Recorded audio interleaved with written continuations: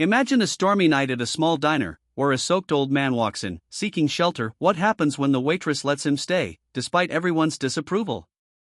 You won't believe what unfolds by morning, so stay tuned for an incredible story. You can stay until the rain stops, she said softly, setting down the coffee. The old man nodded, soaked through, shivering, silent. A few customers frowned, one muttered, "He'll scare people off." She ignored them, wiped the counter, refilled his cup.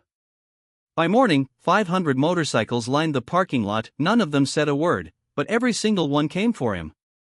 The rain started around 8 p.m., not just a drizzle, real storm rain, heavy, cold, loud against the windows of Darla's diner, a place where locals came for pie, coffee, and silence. Katie stood behind the counter, towel over one shoulder, watching drops snake down the glass. She was finishing her third double shift that week. Her feet ached, so did her patience. Then she saw him. The door opened slow, the bell barely rang. He stepped in like he didn't want to be noticed, soaked jacket, heavy boots, gray hair stuck to his forehead, a backpack slumped over one shoulder, dark from the rain. He didn't ask for a table, just sat at the two-seater near the coat rack, didn't even take the menu. Katie glanced toward the kitchen. Jerry, the manager, was already peeking through the pass-through window.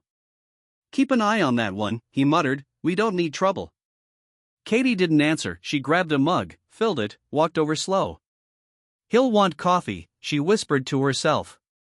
She set the cup down gently in front of the man. He looked up, not startled, just tired. "I'm not ordering," he said quietly. "I don't have." "You can sit until the rain stops," Katie replied. "Coffee's on me." For a moment, the man said nothing, then he nodded once, like he hadn't heard kindness in years. One of the regulars at the counter scoffed, "You start letting in strays, you'll lose real customers."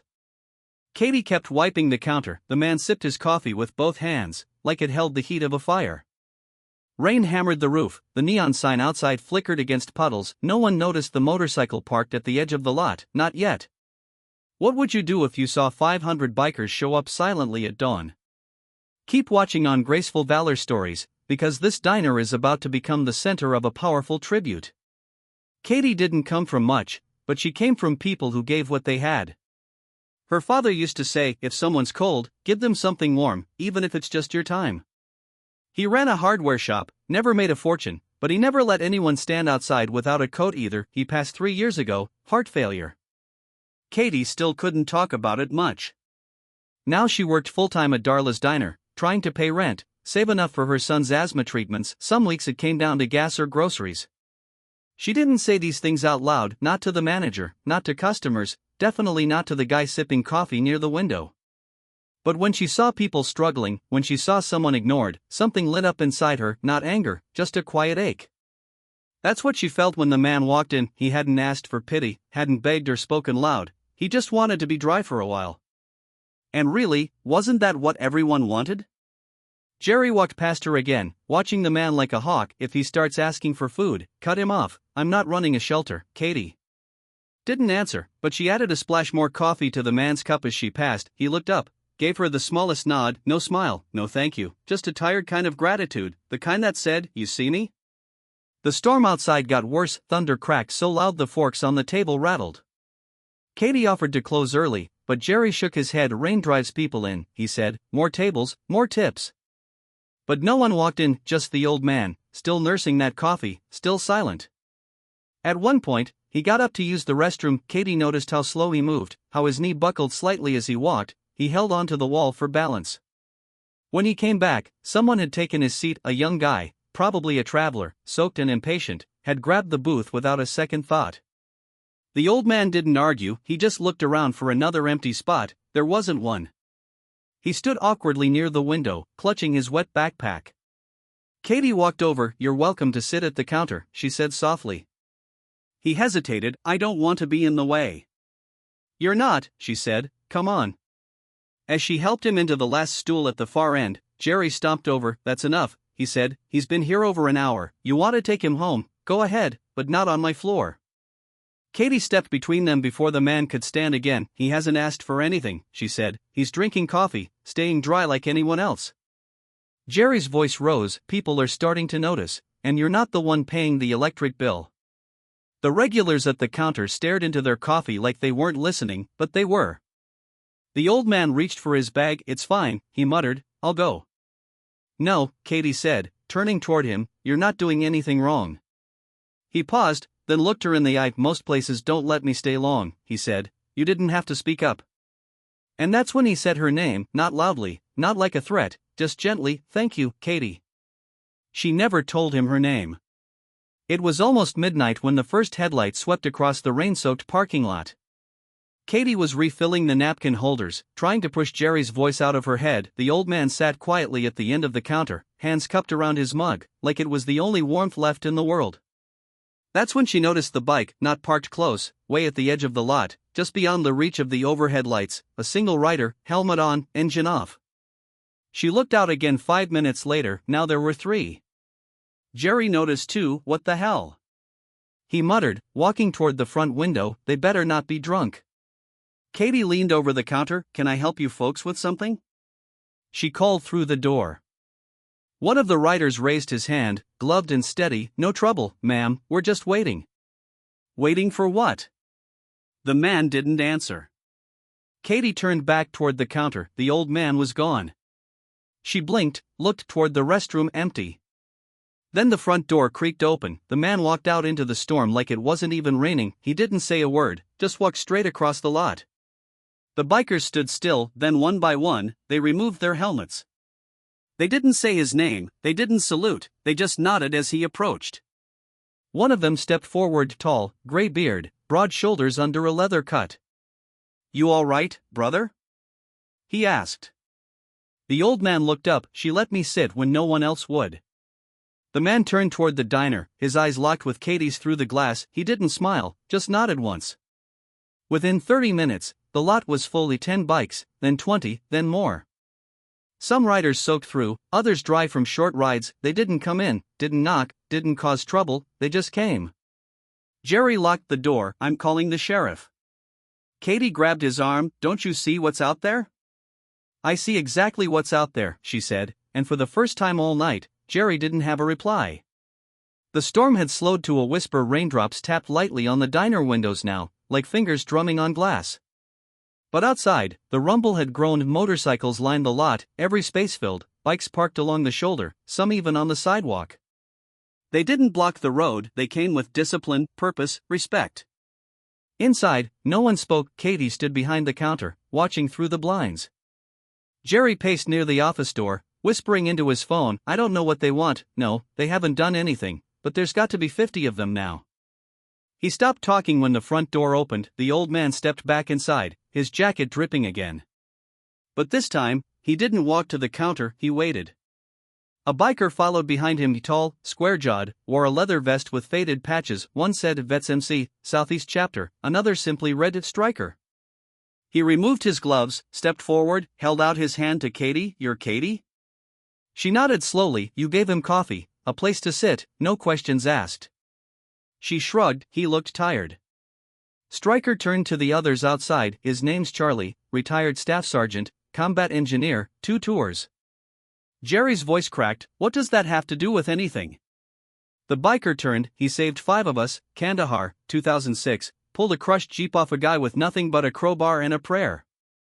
He looked back at Katie. Charlie disappeared a few years ago. PTSD, disconnected his number. We'd been searching ever since. Katie stared at the old man, who gave her a faint smile, like he finally recognized himself again. Stryker placed an envelope on the counter. What's this? Something we collected to say thanks. She opened it. Inside, cash, a lot of it, and a small folded note for the one person who looked at him like a man, not a mistake. I can't take this, she said. You already earned it, Stryker replied. Jerry opened his mouth, then closed it again. Outside, more bikes pulled in. They didn't roar, they rolled in slow, like a tribute, for a man they never stopped riding for, and for the woman who didn't ask him to leave. Katie sat in the back booth, the envelope resting beside her untouched plate. Charlie sat across from her. He hadn't said much, didn't seem like the kind of man who did. But his eyes had softened, less guarded, like the fog in his chest had started to lift. She slid a cup of fresh coffee toward him. He wrapped both hands around it, like before. You don't have to tell me anything, she said. He nodded slowly, then spoke anyway. I used to ride with them, the Vets MC, after I got back from my second tour, I couldn't sit still, couldn't sleep, couldn't be indoors without feeling like the walls were closing in. Katie stayed quiet, just listened. They tried to help, therapy, check-ins, even offered me a room, but I couldn't handle the noise, the sympathy. I didn't want people seeing me like this. He paused, staring into his cup, so I walked, no plan, just away. Katie leaned forward slightly. Why tonight, why here?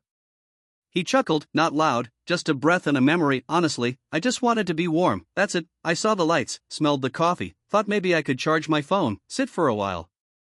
He looked her in the eye. But then you didn't look at me like I was garbage, or like I was something dangerous, you just saw me. She blinked hard, pushing down whatever wanted to rise in her throat. He reached into his jacket, pulled out something small, a medal dulled by time. He slid it across the table. Bronze star, scratched and worn, but still real.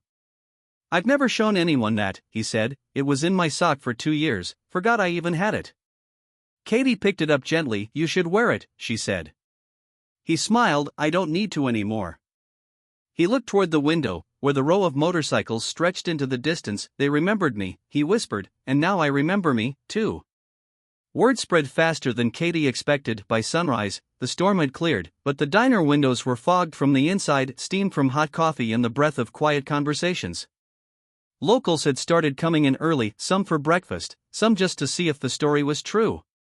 The mayor's assistant stopped by with a clipboard. A local newspaper reporter sat in the corner booth scribbling notes.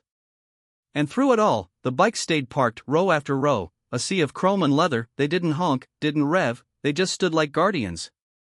Charlie had moved to a table by the window, where the sunlight could touch his hands. He didn't say much, but he didn't try to leave either. Then something unexpected happened. One of the regulars, a man who'd muttered earlier about strays, stood up, walked over, offered his hand. I didn't know who you were, he said, voice low. I was wrong. Charlie shook his hand without a word. Others followed. A few left gift cards. One woman handed Katie a note for her son's school fundraiser. A man from the fire department paid for the next round of meals, said it was on the house for good judgment. Even Jerry, red in the face, fidgeting near the back, managed a sentence. You handled that well, he said to Katie. She didn't respond. She didn't need to, because every seat in the diner was full, and every person inside knew why. Outside, a boy, maybe 12, stood beside one of the bikes, staring in. The biker leaned down, smiled. That man in there, he fixed things no one else could, including us. The boy nodded slowly, wide-eyed. And back inside the diner, Katie poured another cup of coffee for the man who no longer felt invisible. That evening, long after the last slice of pie had been served, and the chairs flipped onto the tables, Katie stepped outside into the cool, damp air. The lot was empty now, just a few puddles catching the last bit of light from the street lamp. She held the envelope in one hand, not for the money, but the note inside. She had read it 3 times already, still didn't feel real. Her phone buzzed. A text from her sister. Saw you on the news, Dad would have been proud. Katie smiled to herself, then looked toward the horizon where the last bike had disappeared. Not long ago, Charlie had left quietly, just before sunset. Didn't ask for a ride, didn't say goodbye. He just stood near the counter, nodded once, said, I think I'll go home now. She never asked where home was. She figured he'd know it when he saw it. Inside the diner, the open sign still glowed in the window, the same place she'd poured coffee for strangers for 5 years, but today, it had poured something back. She took a breath, stepped back inside, locking the door behind her. And on the table near the window, where Charlie had sat, was something she hadn't noticed until now. A folded napkin. She picked it up. On it, in shaky handwriting, you didn't just let me sit, you let me feel human again. If you believe small kindness can echo louder than a storm, like, comment, respect, and subscribe to Graceful Valor Stories for more stories that still matter.